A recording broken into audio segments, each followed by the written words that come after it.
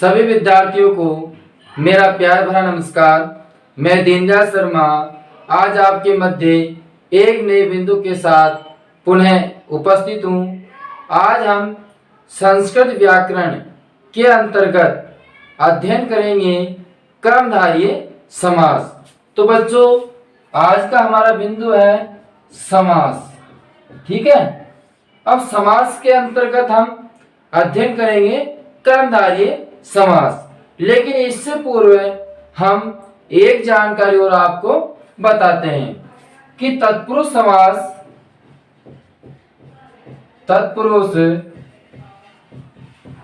समास का भेद है कर्मधारय समास। बच्चों, तत्पुरुष समास के दो भेद होते हैं। एक तो आपके कर्मधारय समास,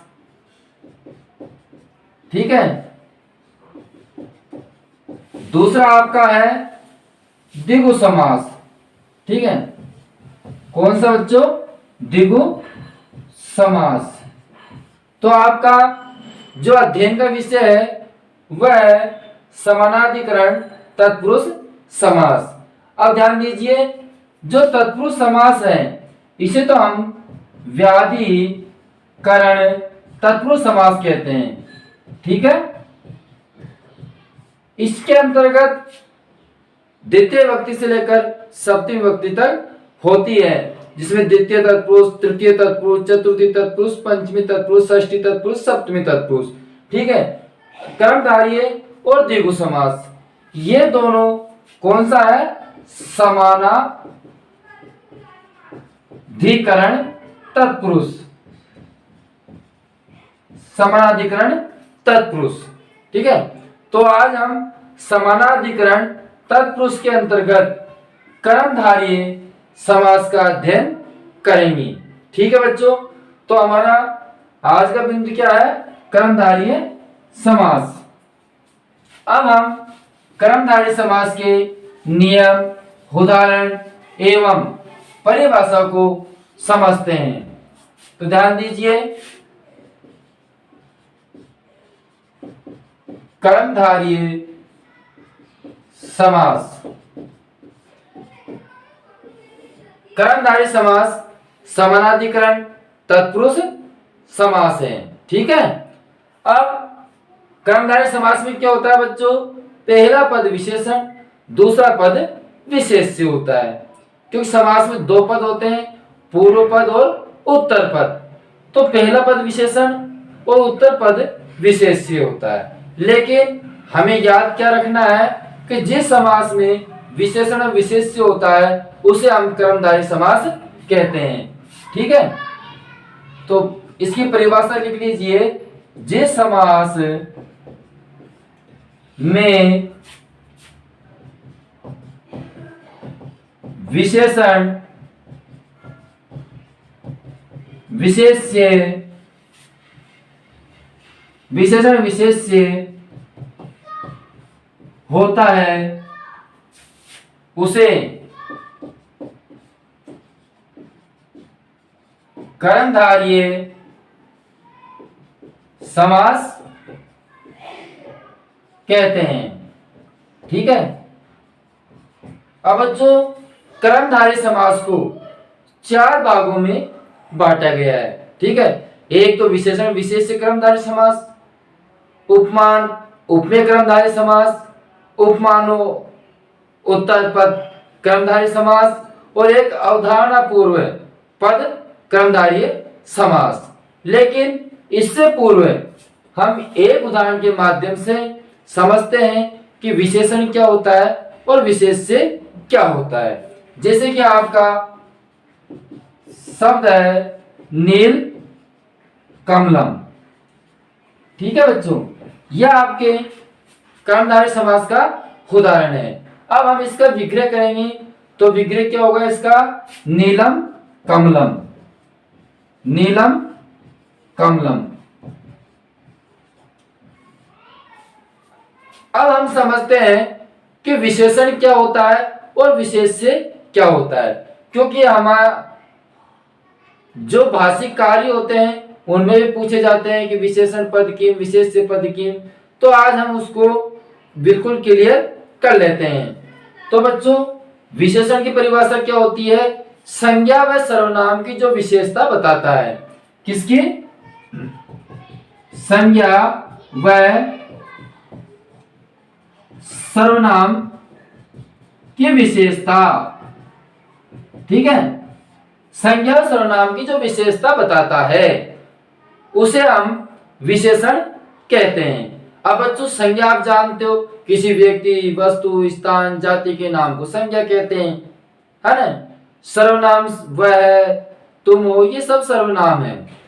तो यहाँ पर हमें जो है संज्ञा जो शब्द है उसको देखना है और उस संज्ञा की क्या विशेषता बता रहे हैं वो देखना है। तो ध्यान दीजिए, नीलम ये आपके क्या है? रंग है नीला। क्या है ये? नीला। कमल, कमल क्या है? एक पुष्प का नाम है। ठीक है, क्या है ये? एक पुष्प है। तो बच्चों ये हमारा क्या हो जाएगा? ये कमलम क्या हो जाएगा? ये हमारी संज्ञा है। ठीक है, तो कमलम क्या है? संज्ञा। ठीक है, अब इस संज्ञा की विशेषता क्या हो गई? संज्ञा क्या हुआ? कमलम। ठीक है, अब इस संज्ञा की विशेषता क्या हुई कि जो कमल है वह आपका नीला है। ठीक है, तो आपका जो नीला शब्द है ये क्या हुआ? आपका विशेषण। क्या हुआ? विशेषण। ठीक है, तो आप विशेषण समझ गए कि संज्ञा की जो विशेषता बता रहा है वह विशेषण है। ठीक है, जैसे कि मोहन काला है, तो मोहन तो क्या हुआ? संज्ञा, और काला क्या हुआ? विशेषण। ठीक है, तो संज्ञा की जो विशेषता बताई जा रही है वह आपके विशेषण होता है। अब जो आपका बचा वो ये क्या बचा? विशेष्य। ठीक है, तो समझ में आ गया? जो आपका संज्ञा सर्वनाम पद है वो आपके विशेष्य हो जाएगा। तो हम इस प्रकार आसानी से विशेषण व विशेष्य को ढूंढ सकते हैं।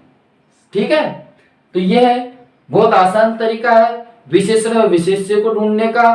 तो इस प्रकार हम देखेंगे कि संज्ञा की जो विशेषता हो रही है वो ही हमारा विशेषण है। अब हम पहला जो हमारा बिंदु है विशेषण विशेष्य कर्मधारय समास। विशेषण विशेष्य कर्मधारय समास। ठीक है, विशेषण विशेष्य कर्मधारय समास मतलब जिस समास में विशेषण व विशेष्य होता है वह कर्मधारय समास है। अब इनको इसका विग्रह कैसे करना है वो ध्यान से दीजिए, देखिए। जैसे कि पीतांबरम। ठीक है, क्या? पीतांबरम। यह आपके जो पीतांबरम शब्द है हम इसका विग्रह करते हैं तो क्या हो जाएगा? पीतम अंबरम। क्या हो जाएगा बच्चों? पीतम अंबरम। ठीक है, पीतम अंबरम। अब हम इति लगा देते हैं। अब यहां ध्यान दीजिए, अंबर है एक वस्त्र है। अंबर क्या है? वस्त्र है। और पीतम है पीला, तो पीला क्या हुआ? विशेषण हुआ। अंबर क्या हुआ? संज्ञा हुई। तो संज्ञा है तो ये क्या है? विशेष्य है। ठीक है, तो समझ गए विशेषण विशेष्य को। ऐसे ही और उदाहरण देखिए, रक्त कमलम। ठीक है, रक्त कमलम। अब इसका हम विग्रह करते हैं तो क्या बन जाएगा? रक्तम कमलम इति। रक्तम कमलम इति। अब देखिए कमल क्या है? संज्ञा है। अब ये कमल कैसा है? रक्त है, लाल है। ठीक है, तो रक्त क्या हुआ? विशेषण हुआ। कमलम क्या हुआ? विशेष्य हुआ। समझ में आ गया आपके? वो उदाहरण देख लीजिए, वीर पुरुषे। ठीक है, उदाहरण काफी है, आपको समझने की आवश्यकता है। तो देखिए वीर पुरुषे, तो देखिए बच्चों क्या हो जाएगा? वीर है पुरुष है इति। अब देखिए पुरुष क्या है, संज्ञा है, और पुरुष कैसा है, वीर है, तो इसकी विशेषता हो गई है वीर। वीर इसकी क्या हो गई, विशेषता हो गई। तो ये वीर क्या हुआ, विशेषण। ठीक है, वीर क्या हुआ, विशेषण, और पुरुष क्या हुआ, विशेष्य। ठीक है, तो इस प्रकार हमें समझना है। जैसे महापुरुष है, ठीक है, वो उदाहरण देख लीजिए, महापुरुष। ठीक है, तो इसका विग्रह करेंगे तो क्या हो जाएगा, महान पुरुष है, महान पुरुष है इति, महान पुरुष है इति। ठीक है, तो यह हमारा विशेषण विशेष्य कर्मधारय समास हुआ। अब हम बच्चों दूसरा अध्ययन करते हैं, उपमान उपमेय कर्मधारय समास। ठीक है, तो हमारा दूसरा बिंदु है उपमानो उपमेय, उपमानो उपमेय कर्मधारय समास, कर्मधारय समास।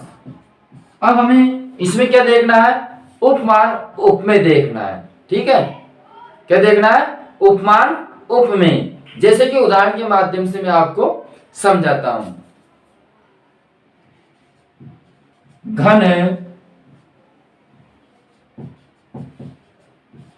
घन श्याम। ठीक है, घन मानी बादल, और श्याम क्या है, संज्ञा है। ठीक है, श्याम क्या है, संज्ञा। तो श्याम कैसे हैं, घन के समान है। किसके समान है, घन के समान है। तो हम उपमान उपमेय में क्या जोड़ देंगे बच्चों, यू जोड़ देंगे। ठीक है, समानता बताई जा रही है कि किसके समान है, किसके समान है, घन के समान। तो संज्ञा जिसके समान दिखाई देती है, संज्ञा की जिसके समान हम समानता बता रहे हैं, उसके साथ ही हमें यू रखना है। ठीक है, ये बात को आपको ध्यान में रखनी है। एक बात और मैं आपको इस उदाहरण के बाद में बताने वाला हूं, उसको आप ध्यान से सुनना। तो देखिए, घन यू श्याम। ठीक है, घन यू श्याम इति, तो घन के समान श्याम। ठीक है, भगवान श्री कृष्ण। घन माने होता है काला, बादल काले होते हैं, तो काला कौन है, श्याम है। अब बच्चों बात आती है, और आप ये ध्यान रखना, अगला जो उदाहरण बताऊंगा उसमें यू पीछे भी आ सकता है, बीच में भी आ सकता है। तो यू हमें खान लगाना है, उसके लिए आपको मैं एक ट्रिक के माध्यम से समझा देता हूं। ठीक है, तो ध्यान दीजिए कि जो यू शब्द है, जिससे तुलना की जाती है उसके साथ में लगेगा। अब बच्चों संज्ञा और सर्वनाम की तुलना किससे करेंगे, कोई प्रकृति की चीज है, कोई जंतु है, जानवर है, ठीक है, उनके साथ में तुलना होती है। जैसे मृग नयन, मृग जैसे नयन है, सिंह पुरुष है, सिंह की तरह पुरुष है। तो जो तुलना की जाती है, कोई प्रकृति की चीज है या पशु है, उसके साथ तुलना की जाती है, तो उसके साथ में अपन को यू लगाना है। जैसे चंद्रमुखम है, तो चंद्रमा के समान मुख है, चाहे वो आगे आओ चाहे पीछे आओ, हमको यू उसके साथ ही लगाना है। इस बात का आप ध्यान रखना, निश्चित रूप से आपका ये बिल्कुल गलत नहीं होगा अगर आपको इस बात का ध्यान रहेगा। ठीक है, ऐसे ही कुसुम कोमलम, कुसुम कोमलम, तो कोमल किसके समान है, कोमल किसके समान है बच्चों, कुसुम के समान, फूल के समान कोमल है। हम कहते हैं ना, अरे बिल्कुल फूल के समान कोमल है, तो एक कोमलता किसके समान बताई गई है, फूल के समान, है ना, कि तो बिल्कुल फूल के समान कोमल है। तो अपन तुलना किसके साथ, कोमलता की जो तुलना की गई है वो किसके साथ की गई है, कुसुम के समान। तो बच्चों हम क्या लिख देंगे, कुसुम यू कोमलम। ठीक है, क्या लिख देंगे, कुसुम यू कोमलम इति, कुसुम इव कोमलम इति, इस प्रकार हम कर देंगे। समझ में आ गया? जैसे कि चंद्रमुखम, चंद्र मुखम, ठीक है। तो चंद्रमुखम, चंद्रमा के समान मुख है। मुख कैसा है? अरे बिल्कुल चंद्रमा के समान है, ठीक है। तो मुख की समानता किससे की गई है? चंद्रमा से की गई है। तो हम यू किसके साथ लगाएंगे? चंद्रमा के समान। तो देखिए कैसे लिख देंगे? चंद्र इव मुखम, चंद्र इव मुखम इति, ठीक है। तो इस प्रकार हमारा उपमानो उपमेय कर्मधारय समास हुआ। अब देखिए उपमानो उत्तर पद, मतलब उपमान अब किस में आएगा? उत्तर पद में आएगा। अभी तो उपमान किस में है? पूर्व पद में है। अभी तो इसमें उपमान किस में है? पूर्व पद में है। लेकिन अब उपमान किस में आएगा? उत्तर पद में आएगा। तो आपका यू किसके साथ लगेगा? उपमान के साथ लगेगा, ठीक है। तो यू भी आपके बाद में जाकर ही लगेगा। तो बच्चों अगला देखिए, अगला हम बिंदु लेते हैं उपमानोत्तर कर्मधारय समास, ठीक है।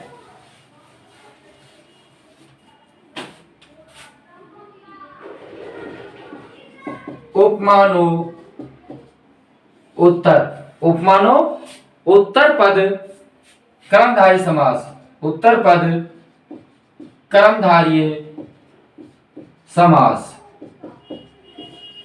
अब इसमें उपमान आपके ख्याल आ जाएगा, पीछे आ जाएगा। तो इसके उदाहरण देखते हैं हम। जैसे कि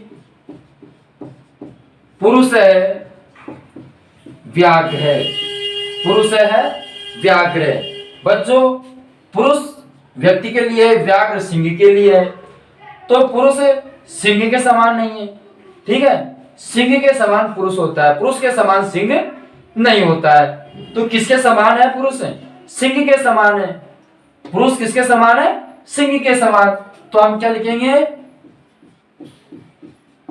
पुरुष है, अब यू यानी लिख सकते हैं, नहीं तो समान आ जाएगा कि पुरुष के समान सिंह, तो उल्टा हो जाएगा।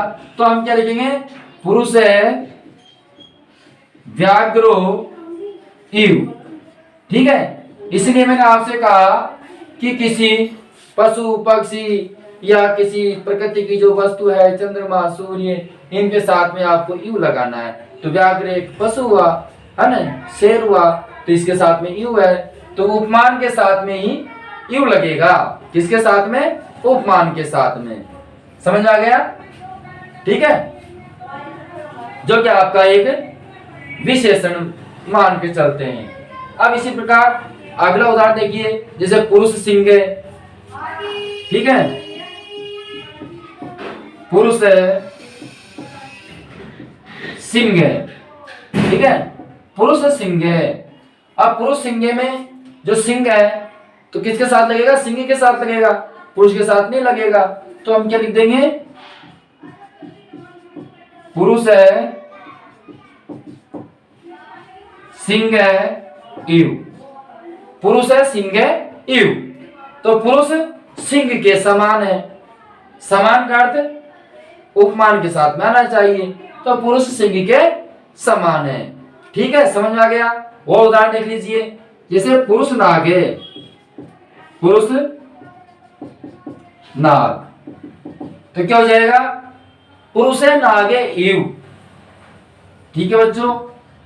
पुरुष है नाग है इव, इति हम लगा सकते हैं सब में, ठीक है। तो ये हमारा कर्मधारय समास का तीसरा भेद हुआ। अब देखिए, एक होता है अवधारणा पूर्व पद, मतलब इस प्रकार की एक अवधारणा मानी गई है, प्रचलित है, उन शब्दों को हम लेंगे।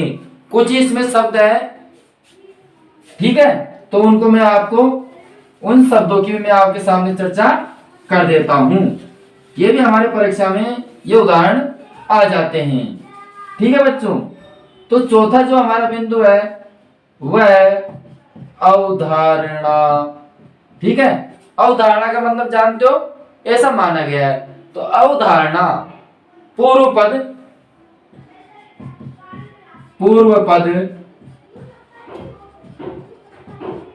कर्मधारय समास, पूर्व पद कर्मधारय समास।